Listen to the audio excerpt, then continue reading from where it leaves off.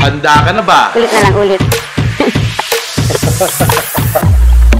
Dahil sa video ito, dadayuhin naman natin ang nagtitrending na pansitan na kung saan hahainan kanila ng malaga bundok na pansit batil patong na sa halagang 200 pesos may super overload ka ng pansit batil patong na nakalagay pa sa napaka-cool na kawali. Ano-ano pa nga ba ang binibenta nila dito? At ano pa ang mga promo nila? Ngayon may promo kami. Sa Valor 130 hanggang pataas, free yung soft drinks namin. Sulit naman kayo sa mga toppings namin kasi sa 130 halos andun na lahat ng toppings. May chibul na siya, may atay, cara beef, may gulay, toge, mix. Meron na rin siyang buong karahay. Sa halagang 130 yun. So sa 150 naman, kompleto din siya ng toppings. Halos pareho lang pero mas marami siya.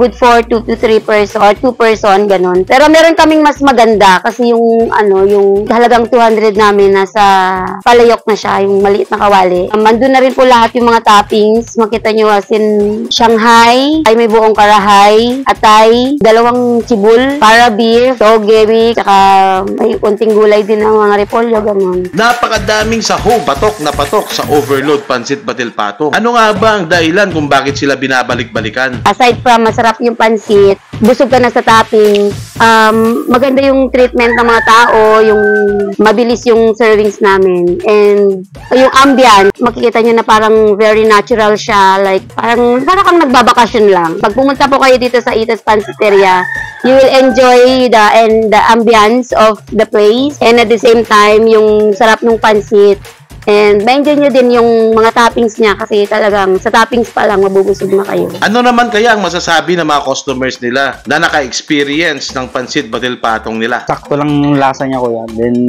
yung sabaw niya, hindi siya masyadong maalat, hindi siya masyadong kumbaga tama lang yung timpla niya. Sa toppings pa lang, panalo lang. Sa lasa naman, wala akong masabi, sobrang sarap, solid yung sabaw niya. Ayun, kaya babalik-balikan ko to. Goods na goods po, ang sarap. Tapos, sa toppings pa lang, solid na po. Tapos, yung sabaw po niya, solid, napakasarap. Pansit batil patong na nasa kawali, bagong pakulo na pansitang ito, na may kasama pang libreng drinks na patok ngayon dito sa Tugigaraw City. Sulit naman kaya? Kumanda ka na! Subukan na natin at mahusgahan ang pinagmamalaki nilang pansitan dito sa Ito's Pansiteria. Kapit na! Tara!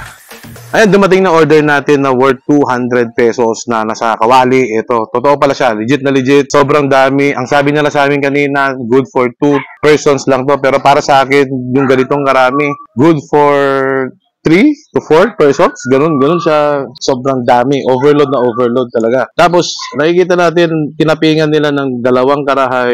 Actually, 1 karahay lang dapat ito eh. Kaso, hindi available sa kanilang chibol. Kaya, linagyan na lang nila ng 1 karahay pa. Tapos, may nakikita ka dito, may mga karahay pa siya na maliliit. So, ang daming toppings talaga. Meron din yung calamares, tapos Shanghai. Tapos, yung pansit na linagay nila dito, yung Mickey nila is bilog. Classic na classic pa rin yung pinili nila. At saka, tinapingan din nila ng liver. So, ang dami talagang toppings. I-try natin siya, isa-isa. Hindi ko alam kung paano ko umpisa nito, pero tsara. First bite. Cheers. Langit agad. Ang pansit kasi halos, para sa akin is pare-pareho lang yung lasa.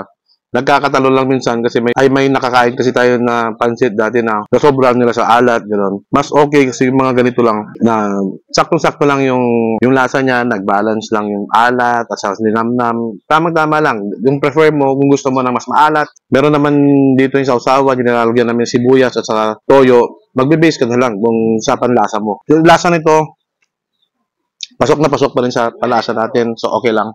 So, lalaki. Ito yung karahin nila.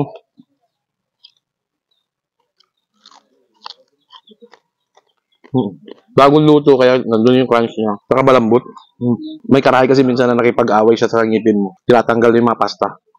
Pero ito, para sa chicharon, para sa chichirya. Yup. Ayan nga naman si. Cheers. Nangusap ko yung cook kanina. Matagal na rin pala siyang cook. Galing na rin siya sa iba't ibang pansiteria bago siya nag-stay dito sa Ito's. Hindi nga kami makasingit sa order kanina kasi ang daming tao na rin na pumunta dito. Dinadayo sila mga estudyante, mga galing sa trabaho. Napansinin nyo tong sabaw nyo. Ang daming itlog. Solid na solid to, guys.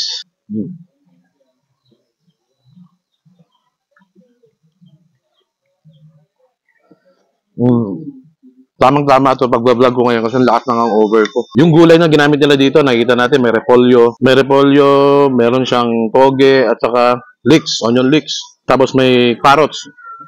Kinompleto na talaga nila. Itong Shanghai, sila din ang gumagawa. Naabutan namin sila kanina nagrarap. Ang daming gustong pumunta dito sa pansiteria na dito kasi more than 130 pesos yung in-order mo, may free ka na soft drinks. Sana nagustuhan ko dito, feeling ko talaga. Ang ganda kasi tumambay dito at sa ganda kumain kasi ambience niya. Open lang, al fresco, maraming mga puno, ganyan. Tahimik pa.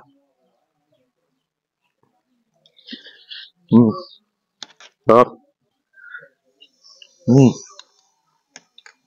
Pero lang guys, kung gusto nyo punta dito, kung gusto nyo itong matikman, dito lang sila sa Linao East. Ilalagay ko na lang sa comment section yung location nito, tapos tikman nyo to. Pag mag-isa lang ako, yung feeling ko, huwag ka na muna bumili nito. I-try mo na lang yung 100 nila. Kasi yung 100 pesos nila, kita ko rin, ang dami kompleto. Parang i-compare ko sa ibang pansiteria yun, yung 100 pesos nila. Pang 130 na sa ibang pansiteria yun. So yun lang guys, i-enjoy ko na yung food ko. I-try nyo rin pumunta dito para matikman nyo itong pansita ng Itos. So, thank you for watching. 3F mo to. A peace. A peace. A peace.